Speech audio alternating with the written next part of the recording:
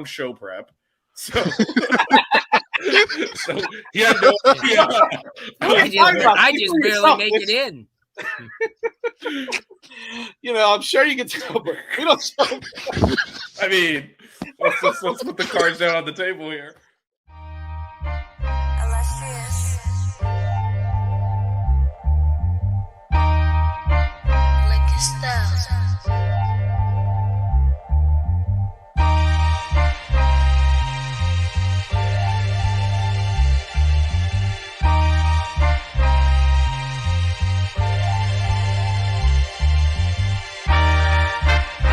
Miami Hurricanes, yeah. You know the name already. It's Mercy, ha ha. It's a 6-rig Kane show.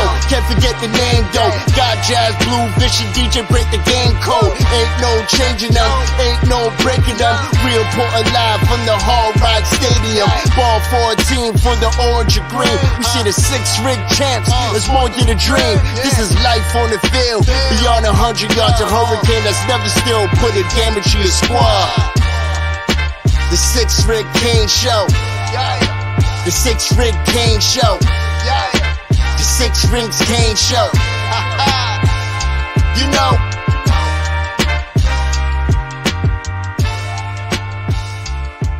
What's wrong with us? Seriously. What's wrong with us? We're Miami Hurricanes fans. Welcome to the 6 Rings Kane Show, a show dedicated to Miami Hurricane sports, featuring the legendary Larry Bluestein, Jazz Santana, Vish, and Danny Gillette. Let's go Canes. Welcome back, everybody. Good evening. It is Victory Monday over here on the 6 Rings Canes. A lot more of those to come, but yes. Yes, sir. We definitely got a lot to cover today. Some breaking news on the on positions that some players are moving to. Maybe some of you have not heard the news yet, so we'll talk about that really quick. We'll obviously talk a little bit about FAMU, and then look forward to Ball State this weekend as the Canes take on Ball State for the first time in football. Ball State is coming down. Saw that the last time that Ball State actually came to play in Florida was in the Boca Raton Bowl in 2016, and they beat FAU.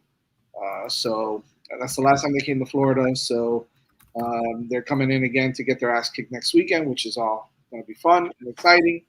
But we got a lot more to cover about this team. We definitely have some questions I want to ask you all that I think that maybe we could start asking already. Week 2, we've seen a little bit about a little bit from the team. We've seen potentially them play, potentially a good team, right? The Florida Gators, obviously, they didn't show out. They didn't end up being very good. But still, a huge game. We saw how they performed, how they responded there. And then, of course, a game where you could have a letdown always. Defending Division II national champions, bring in some good players. You saw what Miami was able to do this weekend, although there's some questions that I really want to get to. But before we get to all of that, I'm excited to announce we've got our first sponsor for the 2024 Hurricanes football season here on the 6 Rings Canes. We want to give a shout out to You Break Will Fix. So check this out. Have you ever run over a pothole so hard your steering wheel shakes? Are you constantly losing air in your tires that you need to keep adding air? Chances are there's an issue with your wheels, and You Break Will Fix is your solution. You Break Will Fix is Miami's premier wheel repair and restoration company. With over 20 years of experience and located right here in North Miami, You Break Will Fix offers quick repairs for damaged wheels, and in most cases can offer a free loaner wheels to keep you on the road while repairing your damaged wheels. If your wheels are looking weathered and it's time to freshen up your car, don't replace, refinish. Their in-house wheel refinishing solutions, such as powder coating, machining, and polishing, will give your car the like new look it deserves. That's hard to say. The like new look it deserves. Make sure you contact Mark and his staff at 305-748-0112, or you can reach them on all their social media at You Break Wheel Fix. That's the letter U, break wheel, like an actual wheel, fix. At You Break Wheel Fix. Mention 5 reasons, and you'll get 5.5% off your next repair. Again, it's You Break Wheel Fix, powder coating, and wheel repair. 305-748-0112. That's 305-748-0112. Located at 1848 Northeast 143rd Street in North Miami, Florida. It's real simple to get there. Obviously, just head east on Northeast 143rd Street, and it's the black building on your left. Again, call Mark over there, 305. I mean, listen, I'm reading what they put here. Okay, guys, it's a black building on your left off of Northeast 18th Avenue and Northeast 143rd Street. All right, 305-748-0112. You break, we'll fix. All right. I'm happy to get a sponsor back. It's been a while since I do a read, you know. Got to get the kinks out of there. But either way, man, hey, listen. So the Canes ended up beating FAMU 56-9. I think, you know, some people may have thought that FAMU was going to give us a little bit more of a game because, as I mentioned earlier, right, defending Division II national champs.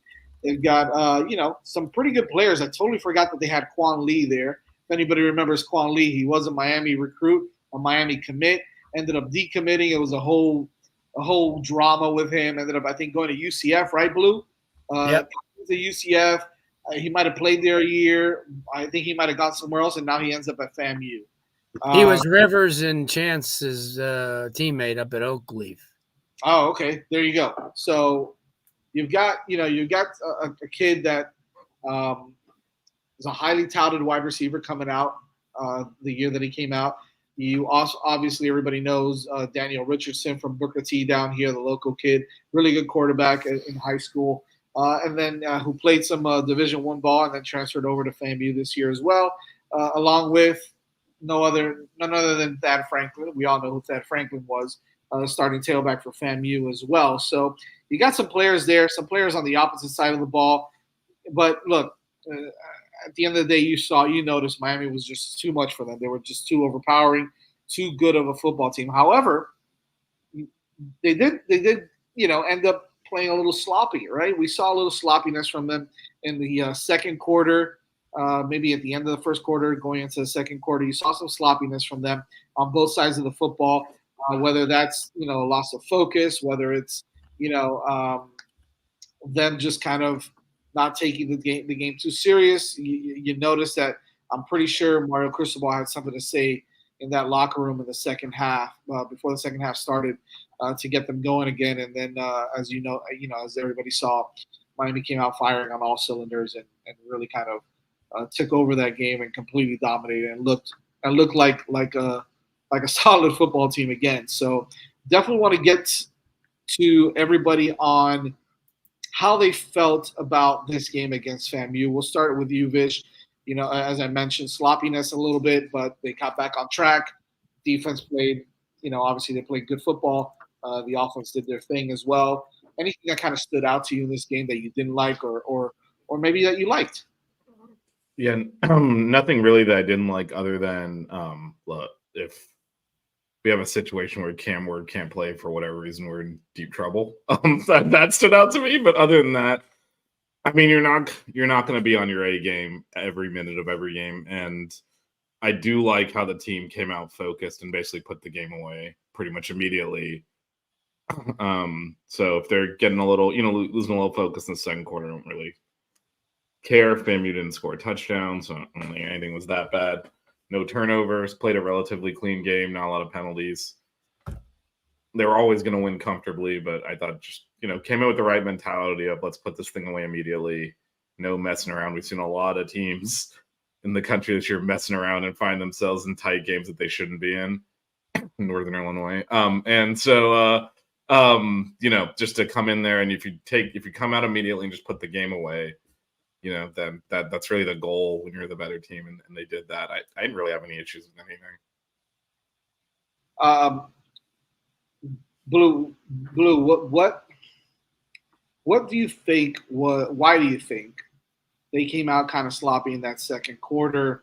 Do you think it was that they kind of knew they had this game in the bag, that they were going to be able to just roll right past FAMU, so they tried to do some different things, that kind of ended up to some sloppy play, some miscommunication. Because look at we saw a couple of explosive plays that FAMU had, right? One on a run with FAMU with Thad Franklin, one on that blown coverage by, I think it was Quan Lee who caught that ball too. I'm not 100% sure, but a couple blown plays, miscommunication, loss of focus there in the second quarter. Does that concern you, or do you think that was just them again getting lazy against a team that they knew they were going to kind of blow out? Yeah, it doesn't concern me. I think that's what you probably said, and certainly you take a look at basically a lot of teams when they play a lesser opponent. Sometimes they have a tendency, especially because Miami was sky high last week, the whole game. And then they had to come down a little bit this week, and they'll come down further next week because FAMU had crushed Ball State. They had 26 guys. They had 26 kids that played Division I last year. Colorado, Nebraska, Wisconsin, Alabama, they were all over the place. And Miami's just so superior that they never got it into any of the game. And I think you lose focus sometimes when, the prize has already been won. And Miami's they're, like you said, that's how you're supposed to beat teams. Lesser opponents, you're supposed to do that. None of this 14, 13, 19, 12 games. Can't. Not when you have that much talent. And Miami took care of business. They'll take care of business like that. If they get focused in every game, I don't care if it's a half, a quarter, they could put up a lot of points, and they got a lot of weapons, and they're getting an opportunity to see a lot of. I think they played 22 freshmen. Wow, that's lot. Great.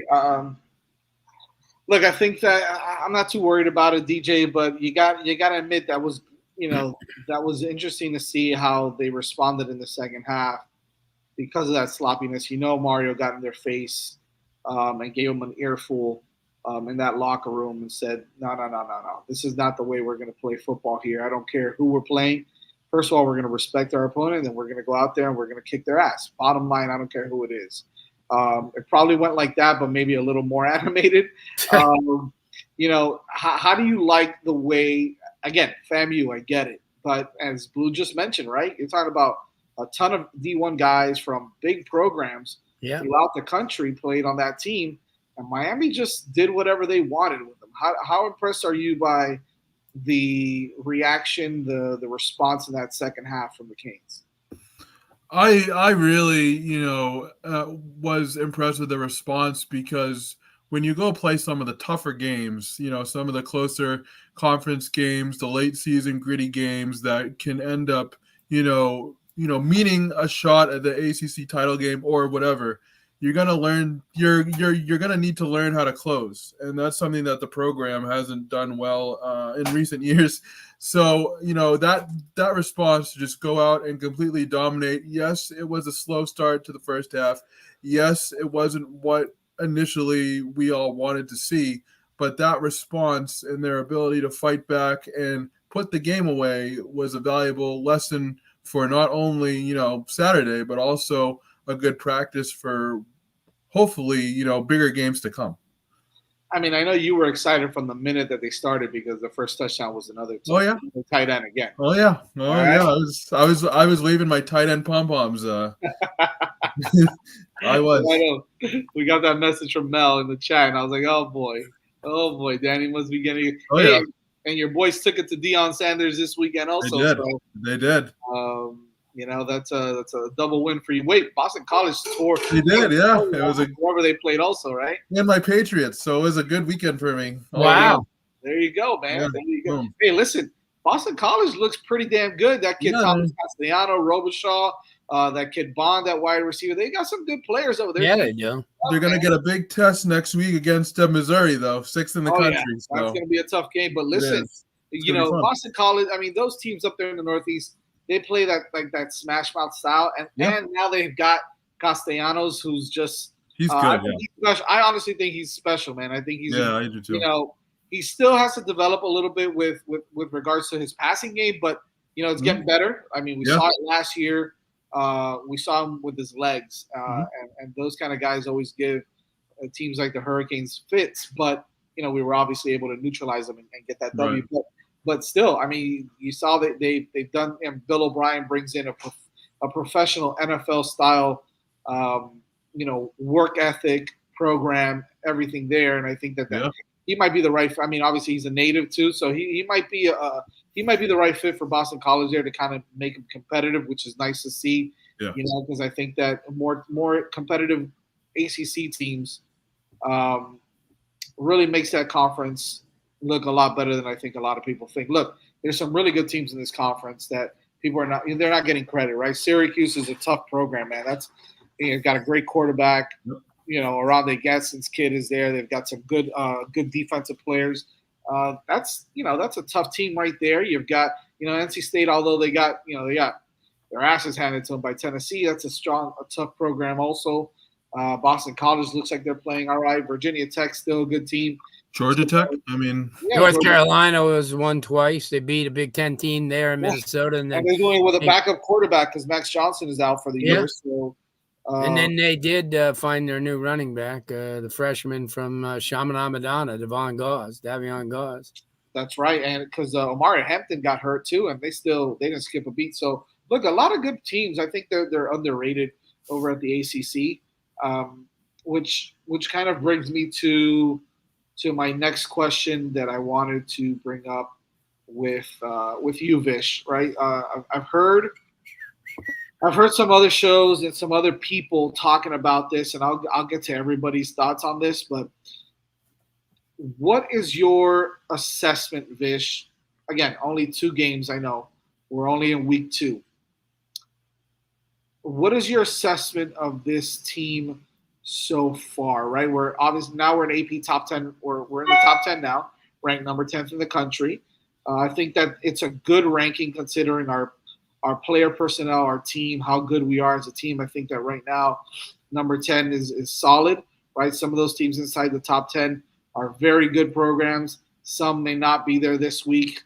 You may see some changes there again. But the truth of the matter is this is a good team, man. You saw the depth. You saw it in both games. But some people are still a little skeptical, and I'll tell you why, Vish, and I want to get your thoughts on this. The hype around Cam Ward and how great he's been playing and how great he is, and the Heisman and this, that, and the other. And he's gotten off to a good start. Some people are concerned about the time that he's been taking back there to go through his reads. He's really taking his time. He's really, he's not, from what I understand, he's not going through his reads, and then if there's nothing's there, taking off, right? Which is part of his game. He's not really doing that. He's really still looking down the field, trying to make plays with his arm. To me, I don't have a problem with it, right? I understand what people's concerns are is that, hey, if he waits that long, he's not going to have time to throw against, the Louisvilles of the world or, some of these other better programs. Where do you think is this team better than you thought they were? Is this team as good as you thought they were? Or is this team maybe not as good as you thought they were going to be? And before we get to that, shout out to Norman. What's up, Norman, in the building with the $15 dono? Appreciate that, man. What's good, fellas? Great show. Thank you. The General showing some love. General, check your text messages, man. I send the text on the group. You know what I'm talking about. Pin down. What's going on, man? I watched Tyler Barron pick up FAMU's right tackle and literally throw him into the quarterback. He reminds me of a bigger, stronger Jalen Phillips, I'm assuming. Same thing. Same guy. Yeah, I love his play. We'll definitely talk about that pin down. But your thoughts on this team so far after week 2 and the play of Cam Ward? I mean, it's about what I expected. I picked us to go undefeated. I don't know what, and I think people just are afraid to believe so they come up with BS. Like, I'm sorry, you can say you understand what people are talking about. What should he rush a throw out to simulate that there's a pass rush that isn't there? Like, what exactly do you expect the quarterback to do? Not go through his progressions just in case there's a pass rush, even though it doesn't exist? What I think they're talking about is go through your progressions and then just go. Just take off. Why would you do that? I'm asking you, are you concerned? Yeah, but I guess why? I guess my question is, I've not seen him passing up rushing opportunities. I've seen him keep plays alive and make throws. So I that criticism to me is looking for a reason to be skeptical when there hasn't been any on the field. Now, granted, we only played 2 games, right? I'm sure there are weaknesses that will show themselves. They have not been there yet. And when you're looking for a reason to be skeptical, then you're going to find it. Yeah. So to me, I mean, we saw in the play that got called back on the 4th down conversion, he could have scrambled. He kept the play alive and threw a touchdown. Right. That's what you want your quarterback to do. I think he has really good pocket presence. He knows when to pick his spots. It's not that he hasn't scrambled when he's had to against Florida. He kind of mockingly scrambled against them. So, but so I haven't seen any like hesitation to run or to take hits. But I mean, he should, if he's got time in the pocket, he needs to use it. That's what good quarterbacks do. So I don't have any issues with that. I don't have any issues with anything on this team. I think the fact that Ruben Bain basically hasn't played this year and we haven't noticed is something that I would not have expected before the season started. Had a lot of freshmen step up. Wesley Vicente has taken a huge leap forward, which is, we kind of were like, who's going to play next to Kiko and as him, and it's not even close. He's awesome out there. So we were able to play 22 freshmen in that game. It's crazy, right? And so and they made plays. Bob, yeah, and they're all over the place. I'm like, oh yeah, him. I forgot he was on the team, and he's no, exactly. So I think this is far and away the best team in the ACC. I will disagree with you a little bit. I think the ranking is based on past performance and not anything this year. Otherwise, this would be a top 5 team. I mean, Oregon's almost lost at home twice to bad teams, and they're ranked ahead of the Canes. So I don't. Yeah, that's a team that I have my questions about now. But I mean, we mentioned Missouri, right? I would have no doubt this Canes team would beat Missouri right now. Wow. And so, I mean, some of these teams in front of them. I mean, Alabama was in a dogfight with USF in the 4th quarter. We're going to play USF in 2 weeks. I think if we play the same exact game, they'll drop us 5 spots in the polls. I'm serious, even though it's on the road.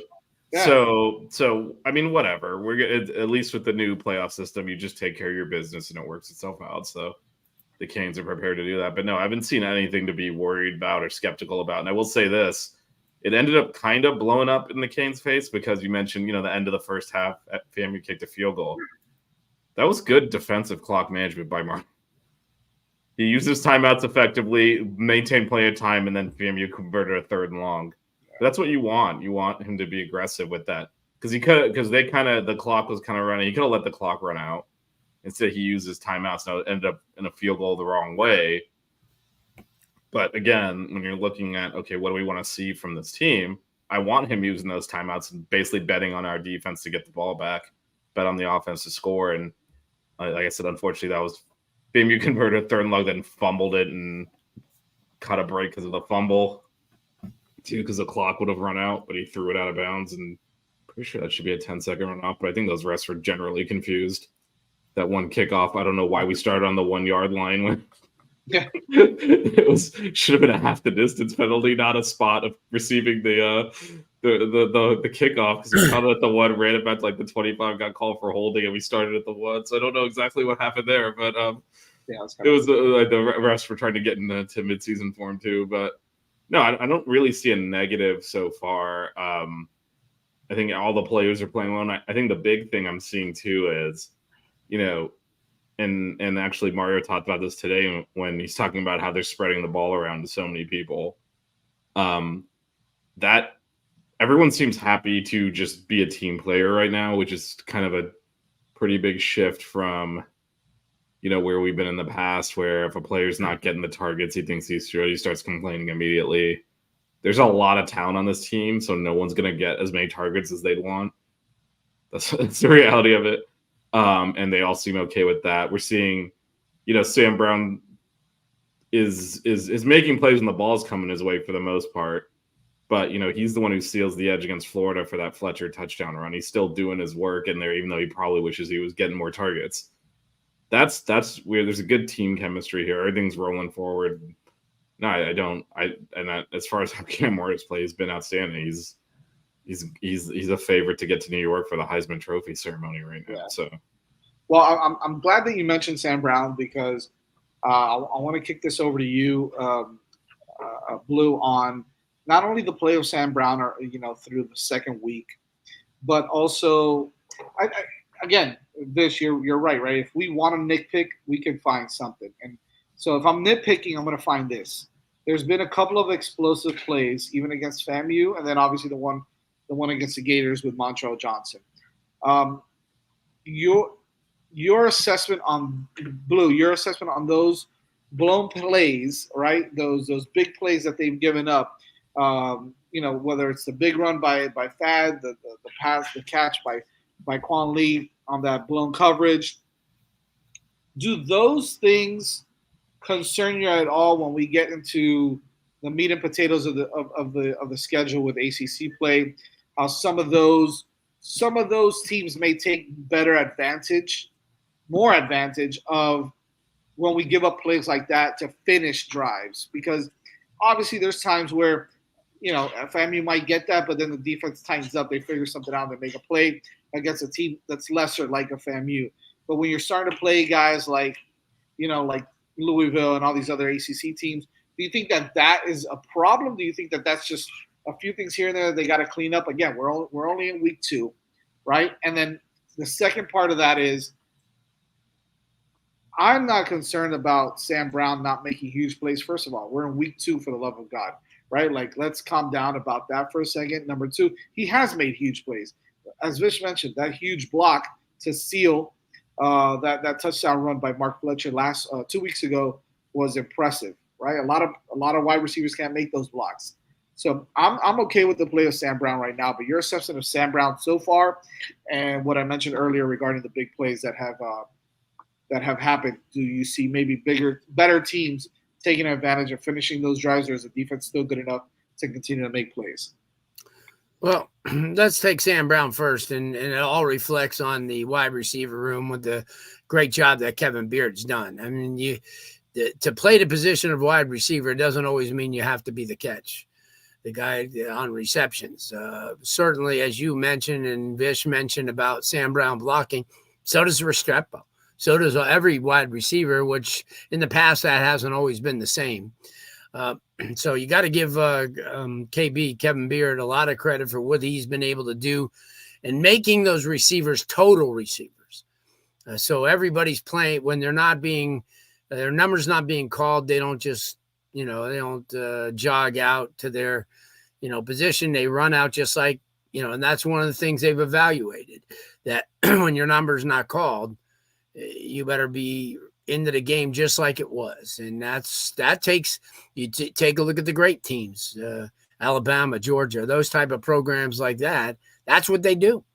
That's what they do. It's a team game. It's not an individual game, and they've turned this into a team game. No, I'm not worried, because every team, this is, I mean, we're talking about a team that you would have been jumping over the moon to start off 2-0 the last couple of years like this and playing the way they are. So I'm not going to nitpick. Everything will work its way out. I think that sometimes you coach accordingly. And I think that Florida A&M wasn't going to, be the opposition that Florida was as far as size, as far as team speed. So Miami, they made mistakes. Everything's going to happen. You're going to let up big plays. I mean, the best teams in the country will let up big plays. It just happens. And there's nothing you're going to be do to consistently stop every play. You just can't. Then the teams would outscore the opposition 7-10. And that's just not how it is. It's just that, this game, especially now, how evenly it is with on most fronts with the portal and with the NIL deals. So things are evening out. So it doesn't surprise me where a kid like you mentioned, UCF commitment or a Miami commitment would come back and make a play, because there was a reason why a lot of these guys, committed to Colorado or Wisconsin or some of those other positions, because they were pretty good. They just got there, and there was other guys who were better, and they left and opted for playing time. So no, I'm not worried about that, because as the competition gets tougher, Going to probably get tougher in 2 weeks against South Florida because obviously they got some players on the team and they're extremely well coached. But then after that, Virginia Tech, and then as Vish said, you start getting into those, programs that not that you shouldn't be able to show up this Saturday, but if you didn't, it's not going to cost you the game because Ball State. I watched their tape from last week. They're horrible. Let's just face it, they're horrible. I mean, but. Yeah, I'm not going to panic. Let's wait till it happens in a key game, that's going to maybe almost cost them that game, and then we'll change, we could change from there. Yeah, I agree with That's just my opinion. I mean, I'm sure you guys have different. No. That's actually why I flashed up what Willie said here. Something fair judgment what they've done. Just, let them screw up first before. And look, Kermit actually, shout out to Kermit, brings up a really great point, right? Something that we haven't really thought about. They played a ton of freshmen on Saturday, as we mentioned, but those rotations will shorten as the season goes on, as you go into ACC play. However, DJ, I want to get right into this with you, man. I want to give a shout out to some of those freshmen that did play. The first 2 games, Justin Scott has 2 sacks, one against Florida, one against FAMU. Darius Hayes had an interception. Bobby Pruitt had an interception this past weekend. I love Bobby Pruitt. I think he's going to be a big time player here. We saw Cole McConaughey get in and get some significant snaps. Armando Blount played a lot of snaps as well. You had Dylan Day playing safety at the end of that game. So, the list goes on and on and on, right?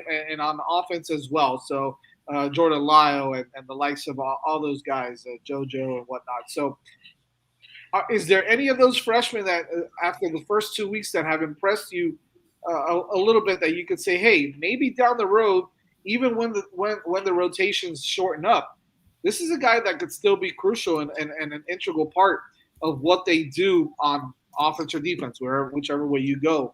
Is there anybody that's kind of standing out to you so far?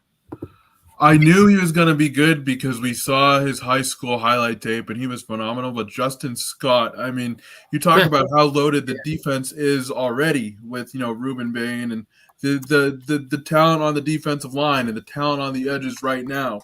The best programs are able to replace key depth when those players graduate and put, not lesser experienced guys, but younger guys in to replace them without a big drop off. And Justin Scott, he's a baller. He's an absolute baller. He's everything that he was advertised, and I'm really excited to watch him, develop and continue to grow. Because I always, me personally, I've always valued edge guys really highly as a position, just due to their ability to collapse the pocket and create havoc. So I'm really excited about what Justin Scott's been able to do, and he's every bit as good as I thought he was going to be. Vish, by the way, I agree with you 100%. He is exciting to watch, man.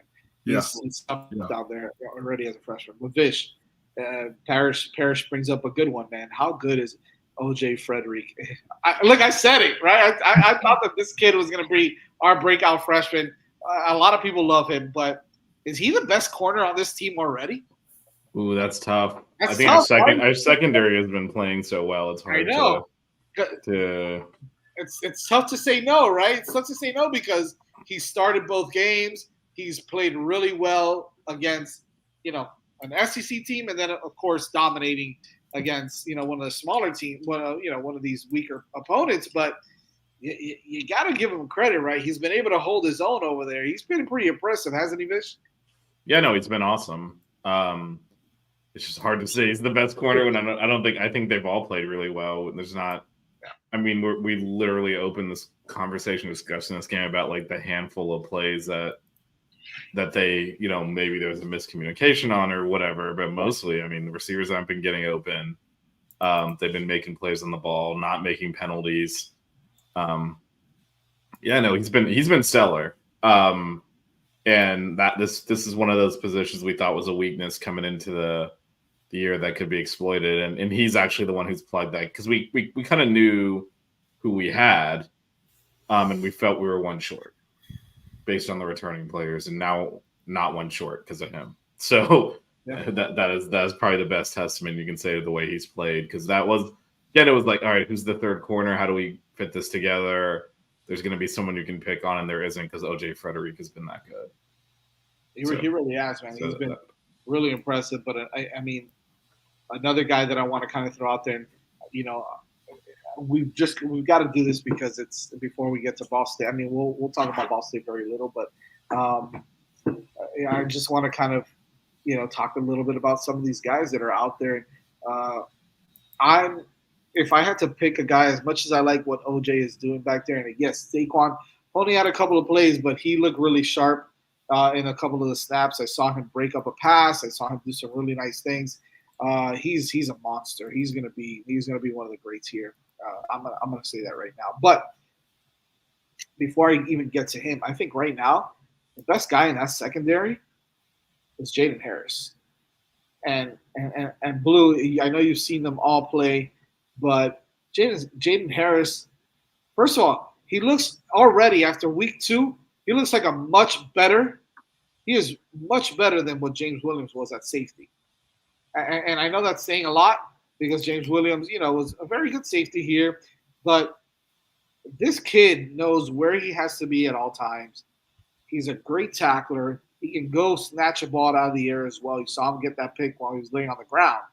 But I've been more impressed with Jaden Harris than anybody else in that defensive backfield. What's your take on how he has been playing so far after 2 weeks? I agree. I watched him a lot of plays last week from the press box and was just watching him. He made play after play. He's always right there. He's got great anticipation. He reads extremely well. Different player. I think people were more blown away with James Williams because of his size. And sometimes, I don't think he was technically that great, as a safety.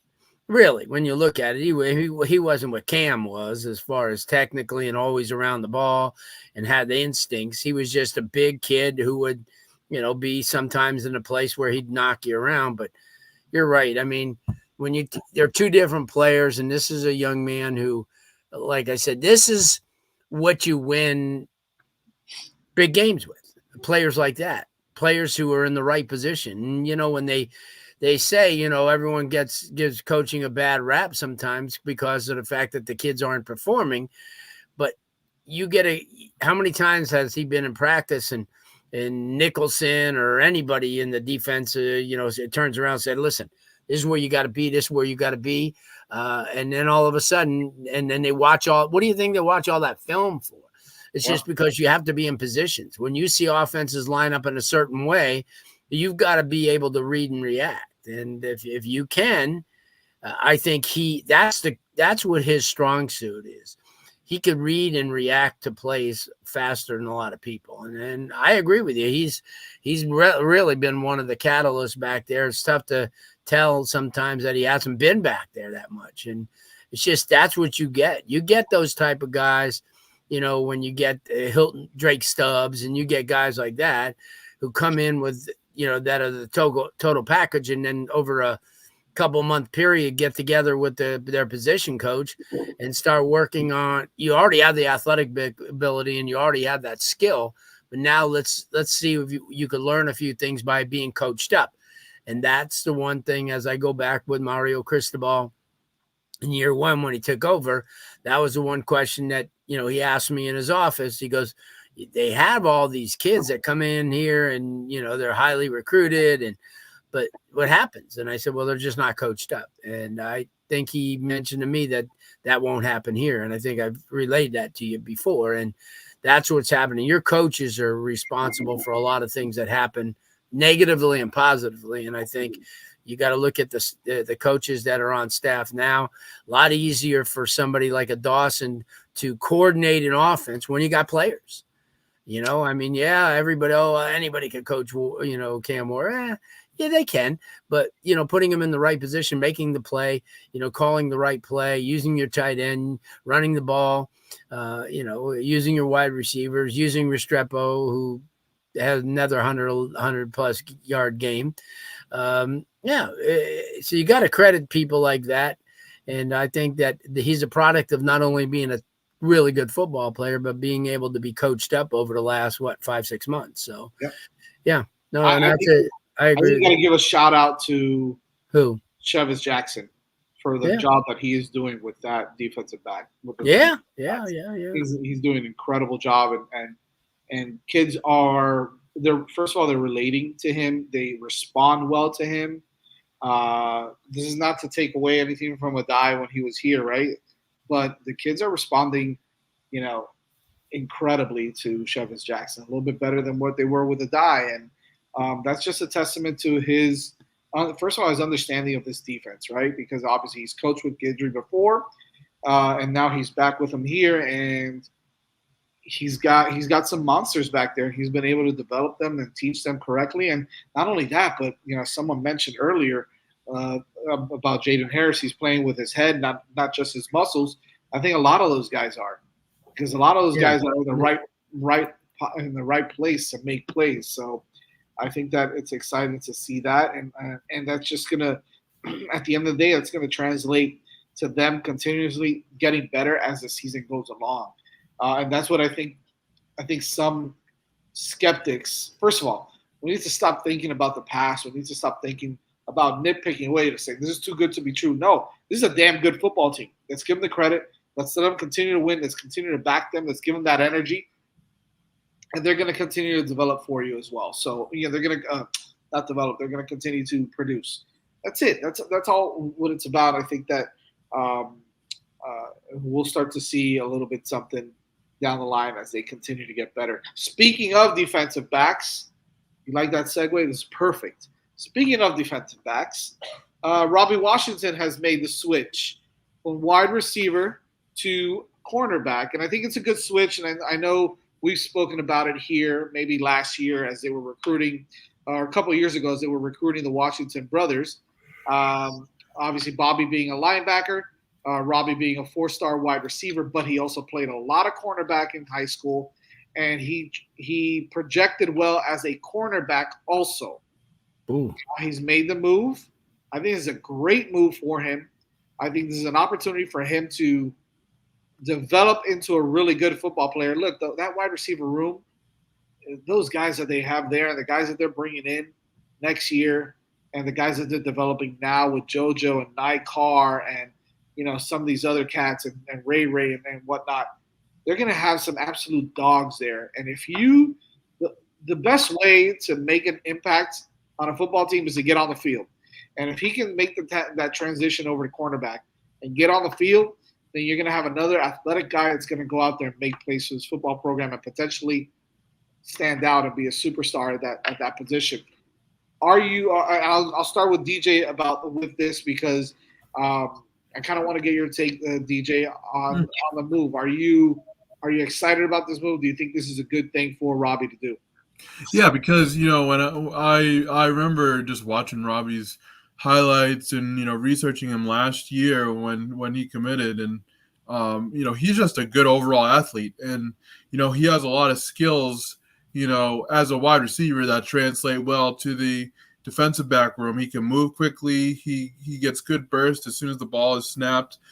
He's very quick in his movements. He's very instinctual in terms of knowing where the football is and knowing when he was a receiver, which routes to run and things like that, which path is the best way to get the football. So I think those will translate well to the defensive back room. And I think like you said, this Miami wide receiver room is going to be loaded for the foreseeable future. And Washington's a great athlete, so I think the best way for him to see the field would be to make the switch, and I'm very curious to see how he does. I don't think that this is a situation that is going to be, overly difficult for him. I think there's definitely going to be a transition, kind of period as he adjusts to this position at the collegiate level. But I do think that it was a smart move, and I'm very excited to see what he'll do at the position for sure.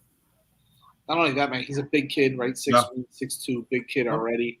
He's got the size to play on the outside against some of the bigger wide receivers. So I'm excited to see his development as we go. We've got some questions that we'll answer in a second, some recruiting stuff.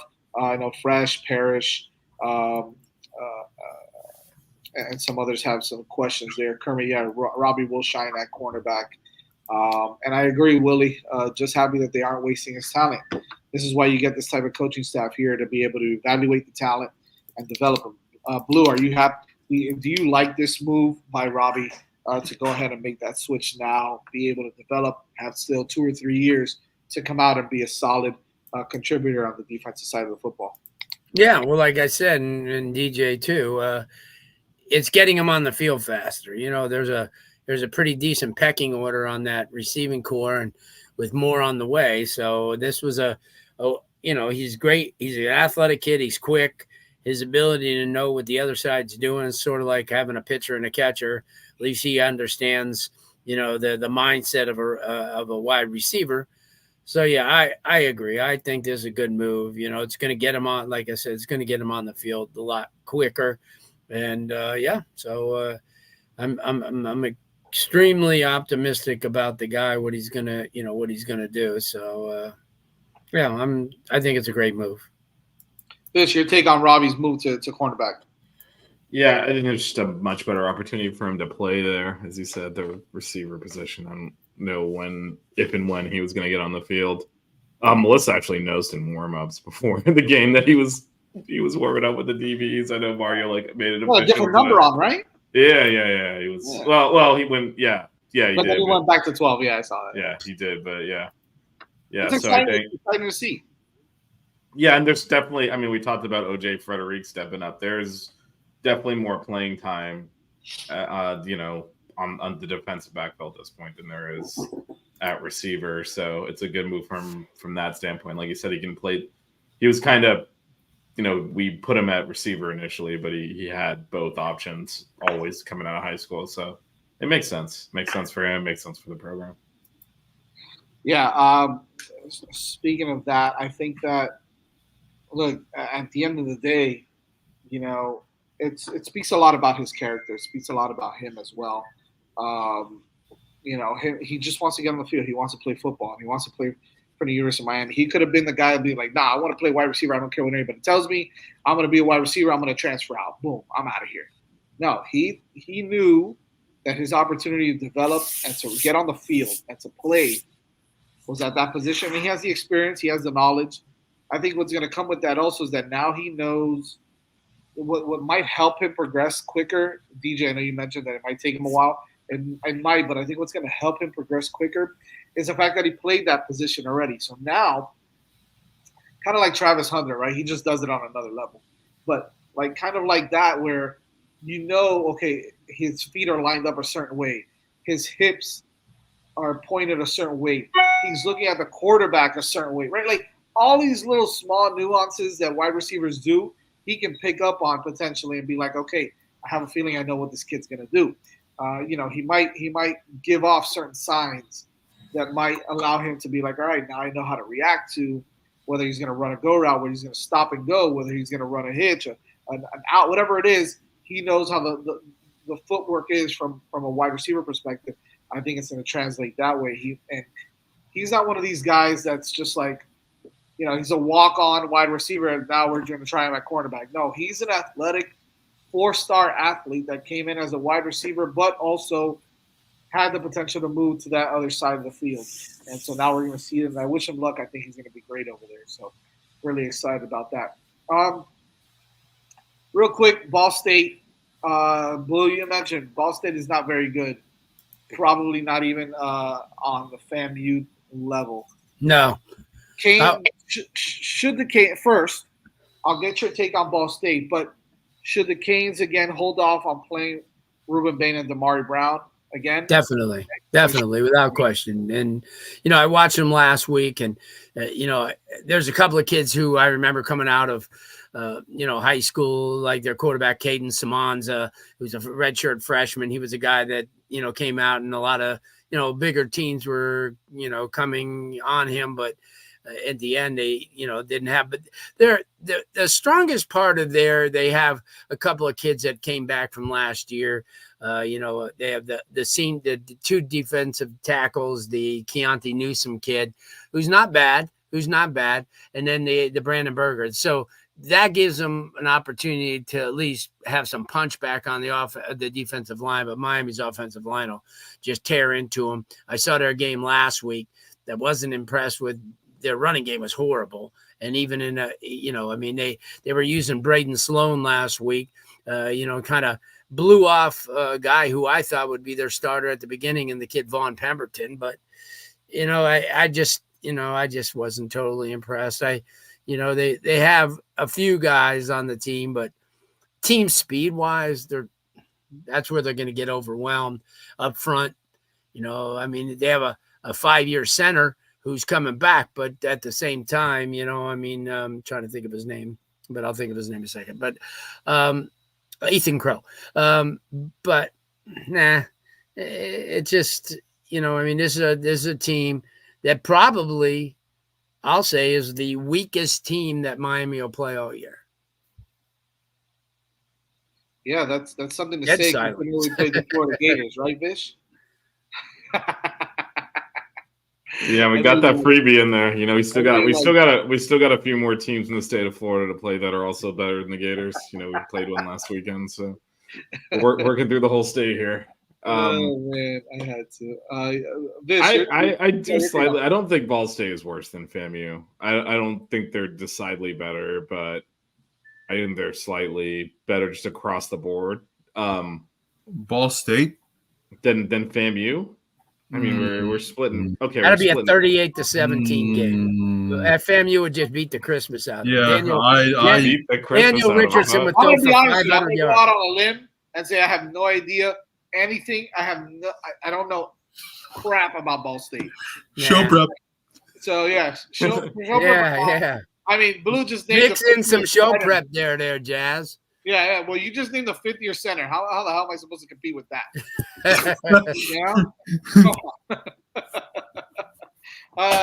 Look, let's go ahead and. With that said, just real quick, if you think Bain's healthy, you put him out there. These warm-up games do matter. It's basically like he's missing his preseason now, and then you're going to put him out there against a big opponent. And you don't want him to be rusty there. I'd rather. If he's healthy, obviously, you don't rush someone back if they're injured for this opponent. But the quicker we can get him on the field and get him reps, the better. Because you don't want to roll him out against Virginia Tech and have that be the first time he's played this year. Yeah. Right. So there's a balance there. Obviously, you don't need him to win this game, but if you can get him some snaps, maybe not start him, but just rotate him in a little bit. Maybe put him on play a little. Yeah, so if he's again, I'm not the medical report, and frankly, if I had it, it's probably not true. It came out of this team, so Jalen Rivers all of a sudden didn't play on Saturday. Yeah, Blue, do you know anything about Jalen Rivers and his? I know Ryan Rodriguez was hurt. I guess both of those guys. Any word on those guys? All Mario said he was banged up, and they decided to hold him out. Yeah, they never tell you anything, Vish. Yeah, you know that. I mean, Bell did a fine job. He did fine. And for a game like that, it's fine. For this week, it would also be fine if Jalen didn't play. But, ideally, these guys are using these games to stay in shape and stay sharp. Although we did come out in the first game extremely sharp, so might be less of an issue. But, that's why you want to get on the field in this game, not because you need any of them. But we have no idea how hurt Ruben Bain is. Yeah. They said it's a couple of weeks, so I'm assuming this will be the last week. Yeah, I mean they've said a lot of things. I remember last year Mesdor was about to play, and then he's out for the year. He's looking so good. He's looking so good in practice. He's going to be there next week, and then midweek he's out for the year. Let's hope that's not the case this time around. No, I don't think it's that. Well, there would be no reason to hide it to that extent. Yeah, I think with Mesdor they probably remember he had to have ended up now, and it's still the case. Have a special shoe made to play in, so it was probably just significantly more complicated than they thought it was if you're having to do things like that. So I think it was probably more of a misread on the situation than anything else there. I don't think they're intentionally being deceptive. I think their timeline's probably loosely correct, but if we're talking about him playing this week, yeah, it depends on how hurt he is, and we honestly don't know. I'm sure he would want to play, but that's why you don't let the players decide. All right, DJ, what's your prediction? Give me your score prediction. Score prediction? Okay. 59-10 Miami. I expect Miami to roll. All right, Blue, what's yours? What do you got? 63-12. Okay. I will say you at least both picked up by more points than FAMU, so you were true to your word. True to your word there. Fish, what do you got? What's yours? Let's see, such a tough. I'll go 45-6. Wow, that's conservative. I thought you'd be like 99. Now, he learned this lesson from last time, right? He's not doing anything crazy like that again. All I'm saying is I'm feeling better about my prediction this year than I do about either of yours. So well, get the jokes in now. Hey, I'm getting to feel now. that way too, Vish. Get the jokes in now. It's been years of me being wrong, and you guys have been. But you know what? I'm like the Hurricanes. After 20 years, I got one right, baby. I hope so. I mean, come on. I could play against Ball State for crying out loud. They're not that bad. Oh my god, you guys are exaggerating. Well, how about this? I'm gonna go. Since I don't know jack about Ball State, I'm just gonna go based off of what DJ and Blue are saying, but I'll be in the middle. I'll go 52-10. 52-10 will be the score there. And again, we probably get to see Reese Poffenbarger again in the third quarter or so, third or fourth quarter. And look, that's actually really good for our freshmen to get a little more playing time as we go into ACC play. They're not going to get as much, and they'll probably get redshirted. So. But they will also be ready to go. So I do wonder, if there was a situation where Cam Ward can play in a competitive game. I still think it's Emory. I kind of feel like it's Emory Williams at that point. Yeah.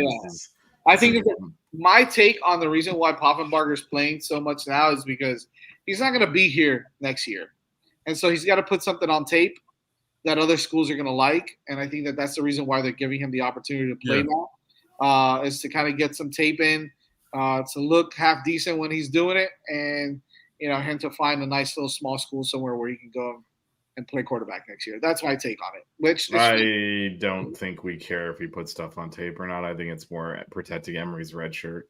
Well, I think it's both. I think both can be true. In this scenario. So I totally agree with you on that, Vish. I think they're going to try to protect him as much as possible. Redshirt him again. Okay, really quick before we go, question here, Blue. As we all know, Javion Hilson decommitted from Florida State, a 5-star defensive end from Cocoa this past week. It looks like the wheels are definitely falling off there when it comes to recruits, and they've got some good ones there too. So, some other guys have already decided to decommit as well. Hilson, obviously a big-time prospect. Blue, is this a guy, number one? I'm pretty sure Miami's already on him. Number two, is this a guy that could definitely flip over to Miami? Well, or UCF, because that's been a pipeline for them. Okay. I mean, you gotta understand, this is not UCF. This is a Power 4 team now. So, and they just got Javon Boggs that went over there. So I think that and plus Ryan Schneider, the head coach, was from UCF. A lot of these guys, but you know what? It could be anywhere. But he's a bona fide 5-star. He's a big time kid. He's the only one, like I wrote you guys in the thing. He's the only one that actually had a good game against IMG last week. Right. Against some really, really good talent. And I would definitely like to see him over there. Nice. Okay. Here's a question. Another one from Fresh. We need DJ Pickett, Jamie French, and I'm assuming he's talking about Dallas Wilson. Yeah. When he says Wilson, look, I think it's getting closer and closer to seeing DJ Pickett potentially don the orange and green. I know that there's always been a rumor that there's a possibility of him flipping, even though he committed to Florida. We saw what happened a couple weeks ago with Florida. He's obviously got family here now. Booker Pickett. He's also got Pickett is also related. So you're going to have a trio of family here potentially, as Cannon Pickett has been rumored to be committing to Miami soon. Also, 2026 offensive lineman, big kid, big time prospect. Also, Jamie French, I don't know. I mean, I think Texas, right, is where he went. He committed to Texas. I think that's pretty solid. But Dallas Wilson, I think, is the most intriguing name out of all. DJ Pickett. Well, Blue, do you think DJ Pickett possibly is a strong possibility to flip to Miami now that the way things are going this year so far? Out of the guys you mentioned, he would be the one. I don't think Wilson or French. Where's Wilson committed right now, too? I mean, he's still open. I mean, he's got a lot of schools, but Ohio State's on him, and Alabama's big time on him. He's great. He's probably the best in the state. Nice. You know, for Okay. the 25. But I think Pickett they got a really good shot at for the reasons that you said. And you know, remember I told you that here was Hilton was committed to USC, but yet he spent more time at Miami, and that's what's happening with Pickett. I just think that right now, especially because if you look at LSU, you know, Brian Kelly doesn't he doesn't do it for a lot of these kids and their parents either. He's just not. See, he's just not one of those coaches. He's not he's not a dynamic coach. You know, like Mario Cristobal rings the bell. You know, he gets everybody excited, and you know, I mean, and in his press coverage in our post game show that I stayed for, he was just so complimentary to all the kids, you know, that came out. He said, I saw a lot of recruits last week and this week, and you know, it's great to see because they're not just getting these marginal kids to come; they're getting major kids, and you know, I mean, if you're listen. Back in the day, if you're committed to LSU or FSU or Florida, the last place you're going to be is here. Now, and they could use, he's got relatives that play all he wants. But I just think that he sees how special things are, and I think that he wants to be a part of it. You know, like you said, he's staying in his home state, you know, instead of his family having to fly 2-3 hours to Baton Rouge. He could just drive the 4.5 hours to Miami. You know, I mean, and the great thing, look at the selling point this year. For the first month, Miami didn't even go out of the damn state, and they had two road games, you know, so that's, you know, and I'm sure that Miami will, you know, strike. I think that if everything goes true to form over the next couple of years, I think USF will be on the schedule every year. So, it'll, you know, add another, you know, team. I think they'll go to the ACC from all, and they should. I mean, it's a big market, big TV market. They got a lot of really good things on their, you know, campus, and they'd be a good addition. Nice. Huh? That is a nice campus, USF. Yeah, and especially with Golish, who, if you could see when he went to shake hands after the Alabama game, he wasn't a happy camper because he thinks that this program should be, you know, not taken for granted, you know, and they played him for the first 3 quarters. But yeah, I think that, you know, when everything comes down to it, I think that Miami's going to get everybody that they need to get. Also, you know, I had a chance to watch Malachi Toney on Friday night. Beast. He'll be when he comes in here. Did they beat Chaminade? No, they lost to him 48-45. In fact, the crazy thing is Chaminade was basically out of quarterbacks. Their first string quarterback transferred, that's Zach Katz. The second one, Tyler Chance, who played in the Bosco game, got hurt. So they had to go with a third string quarterback who really wasn't. I mean, this kid was in the state championships game the last 2 years as a starter at Ocala Trinity. And then before the game, everyone, oh man, what is he going to do? The offensive coordinator said, we're going to dummy down. Yeah. He outplayed Diabell. He was 23 of 41 for 478 yards and 4 touchdowns. Wow. So, yeah. So, but I'll tell you, like I was talking to, you know, Zuby Charles from Kane Sport, and we were talking about also, what's the name? The defensive line from Chaminade, defensive line. Oh, Dante Simpson? Huh? Yeah, Deion Simpson. Wow. Until you stand next to him, you don't realize how big he is. Wow. And he moves too. So, yeah, both of those. Ewald as well, Chris Ewald, CJ. Yeah. He played okay. I mean, you know, when you have guys like they have, I mean, Jesus, you know, you get a guy like Malachi Toney, and you got Brandon Bennett who runs like a 4.27, and you know, you got a lot of talent. The kid Denson. So it was a great game. I mean, one of the best games that I've been to. It was 48-45. They had to beat them with 2 seconds left on the clock on a field goal. So, yeah, place went. But you know, especially, you know, like I put the other day on the Facebook, those 2 teams probably the best 1 and 2 teams in the nation. I mean, come on, you know. I mean, but yeah, that's it. So, Yeah, we'll see. We'll keep up on the recruiting, see what happens. But What about you mentioned Ohio State earlier? Speaking of Ohio State, TJ Alford was here on a visit this weekend. Yeah.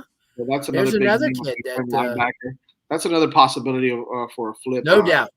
No doubt. I think that Miami, he sees, what Coach Nick's doing, and at the linebacking coach and you look at we talked about Popo last week, Popo this week, Wesley Bassane coming up with a pick. It's a much better linebacker room than it has been, so I wouldn't be surprised. Always great stuff there. And we will end one last with show and tell thing. Show and tell, baby. 1985. Say it, Blue. Say it, Blue. Here it is. Ready? Technology. Technology. A little MB status, a little Melvin Bratton status here. No, Alonzo Highsmith. That's Alonzo Highsmith. I'm sorry, Alonzo Highsmith. Come on, get your Kane stuff. Wait a minute. Bratton was 5, dude. He was number 5. I got another bonus for you. This is the 1994 when they picked the Canes number 1. You had Ryan Collins, Chris T. Jones on the cover of the Athlete. Nice. Wow. That's wow. fun. Those That's are some awesome. names. Pretty nice, huh? Pretty nice. Nice. That is pretty nice. I've been I don't know if you guys belong to Facebook, but if you do, there's this thing called College Football Classic. Yeah, I'm on it. I'm on it. I'm in it, yeah. Yeah, I actually tagged you on that. Yeah, but I post a billion things in there, and I just posted a picture of Zach Thomas when he played at Texas Tech, and this guy writes, he goes, he's such an overrated player, shouldn't be in the Hall of Fame. So somebody ran a graphic right next to it of him and Urlacher's numbers, and Urlacher, who's obviously in the Hall, it's a joke. Zach had such better numbers than him. He's just a freak. He's a freak, but not a big Dolphin fan. But hey, that was a big win. To get what's his name back out of the handcuffs and onto the field. Yeah, they've. I don't know if you guys have seen. They've released the. Oh yeah. It's nasty. But yeah, it is. But he you even handcuffed the Man of the Year and Calais Campbell. I know Calais Campbell just showed up and they just arrested him too. It was good stuff. Really solid work, MD. I hate to say it, but it's just a shame that a couple of those bad apples that are on these power trips and yeah. But the Fraternal Order of Police came to their defense, saying that he didn't, he didn't. He didn't want to lower his window and all that stuff. Yeah, he didn't want to do any of that stuff. I mean, that's the police union's job, honestly. Like, if they don't defend their guy, then of course. Yeah, no doubt. All right, well, that's it.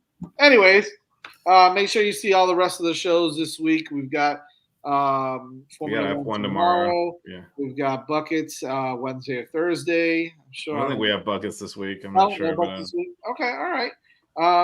And then we'll have some post game stuff on Monday at the on the next. The next week on this, and then maybe for I don't know. I'm not going to be at USF for once. Maybe we'll do some pre and post game too. Yeah, I might still go. I might still be going. Yeah, I know you might, but I know DJ, you were thinking about maybe, right? But we'll talk. Yeah, I know we don't do show prep, but some of the stuff we can do offline. Let's not do. This is the show prep, people. Make sure you follow us on X at 6 Rings Canes. Also, of course, subscribe to the 5 Reasons Canes Network podcast.